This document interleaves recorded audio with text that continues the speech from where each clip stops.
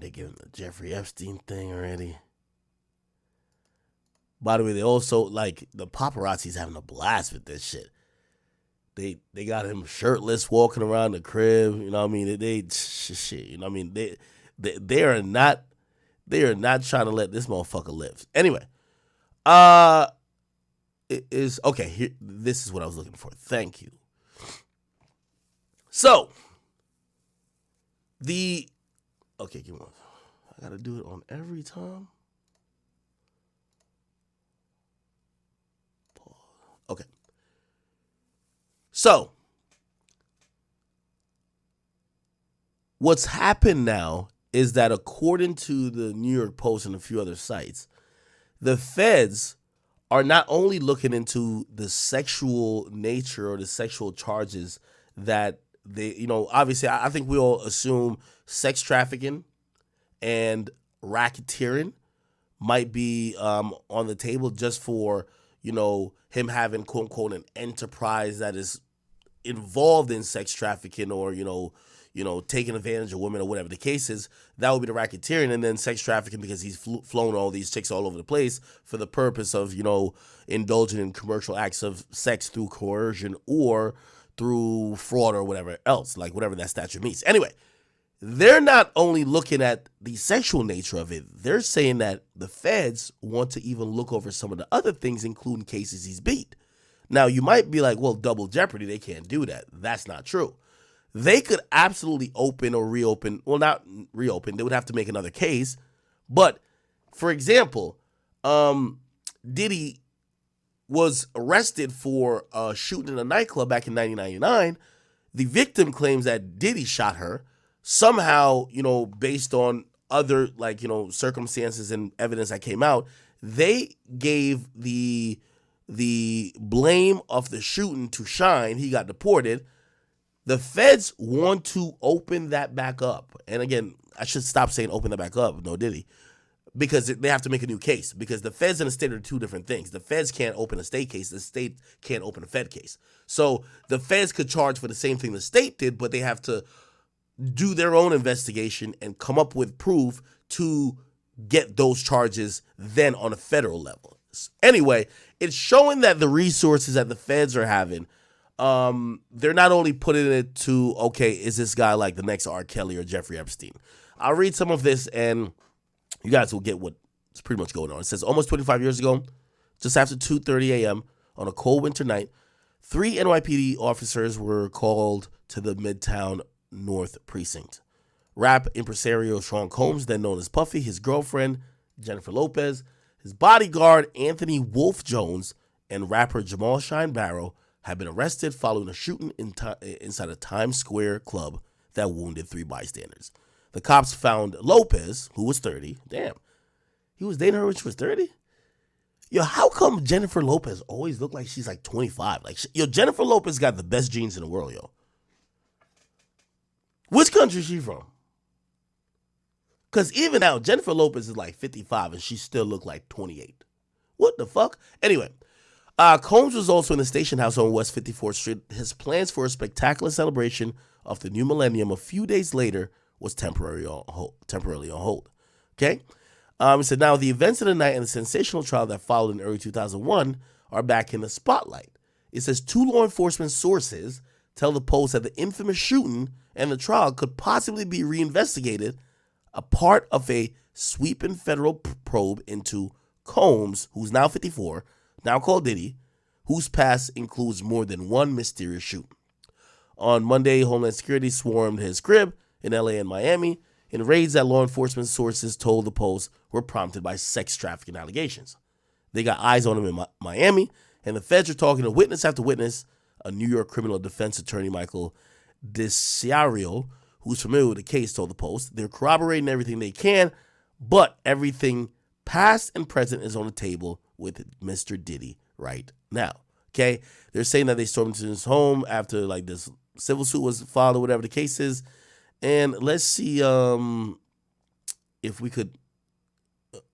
Okay.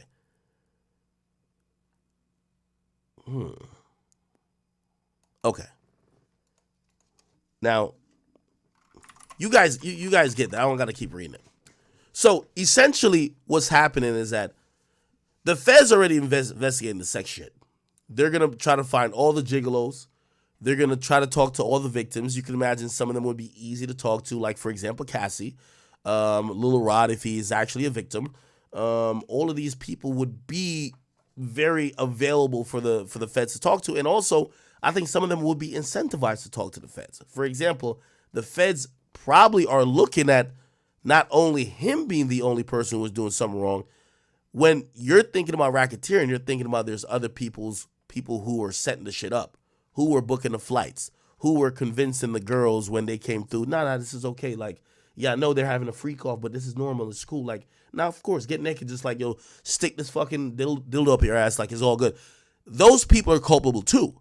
So, but clearly they want Diddy. If at the very least they want Diddy, they might give a lot of other people like an opportunity to flip on Diddy. Be like, hey, listen, we know you flew like 15 bitches over here. We'll give you like a little small accessory charge. You get like probation or like 6 months. We want Diddy. You got to flip on that motherfucker right now, okay? So that's probably happening a lot. Anyway, I think I had played, let me see. I think I played the 1999 shooting. Did I? I think I played the lady from the 1999 shooting. Here we go. Is it this? Give me 1 second. All right, here we go. This breaking source saying 3 women and a man were interviewed by officials in Manhattan, and 3 other interviews were scheduled about the allegations. Oh, okay. So this is about the people who have been interviewed. Okay, so this is the update on the people who are being interviewed in this Diddy situation. With his twin daughters Thursday night. His demeanor appears as though he's unbothered despite being flooded with legal battles and having his Miami and Los Angeles homes raided by the feds. Last Monday, dozens of federal agents, including Homeland Security and other law enforcement agencies, descended upon Diddy's Los Angeles and Miami homes as a part of an ongoing investigation. That investigation is reportedly tied to allegations of sex trafficking, sexual assault, as well as solicitation and distribution of drugs and firearms. With the images of armed agents, Diddy's children in cuffs, and a media circus outside, the raids made headlines nationwide. According to reports, agents from Homeland Security investigations searched Diddy's mansions for hours. Officials have remained tight-lipped on the details, saying they will provide further information as it becomes available. NBC News cited an unnamed source saying 3 women and a man were interviewed by officials in Manhattan, and 3 other interviews were scheduled about the allegations. Federal agents reportedly found firearms on Diddy's LA and Miami properties. However, it's unclear what type of guns were found and who the legal owners were. TMZ obtained these images showing the aftermath of the raid at his Los Angeles home. Drawers were ripped open, items were scattered everywhere, as the feds seemingly had their eyes on the computer hard drives which were reportedly seized during the raid. While the raid stunned and surprised the Hollywood and music industry, as digital forensics expert John Lusich explains, the feds have most likely been investigating the allegations of sex trafficking for a while.